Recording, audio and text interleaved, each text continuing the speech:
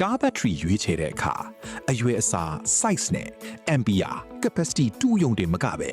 အပေါင်းအနှုတ်ငုတ်တွေရဲ့ LR left right orientation မှန်ကန်ဖို့ကလည်းအလွန်အရေးကြီးပါတယ်ခင်ဗျပိုထရီဂျာဝူ LR orientation ဆိုတာဘာလဲဘက်ထရီရဲ့အပေါင်းငုတ်နဲ့အနှုတ်ငုတ်တွေဘယ်ဘက်ဒါမှမဟုတ်ညာဘက်မှာတည်ရှိနေတဲ့ပုံစံကိုဆိုလိုတာပါအဓိကက A R right ဆိုတာအပေါင်းငုတ်ကညာဘက်မှာရှိတာ right positive terminal B L left ဆိုတာအပေါင်းငုတ်ကဘယ်ဘက်မှာရှိတာ left positive terminal ရို့ LR orientation မှားဝယ်မိရင်ဘာဖြစ်မလဲ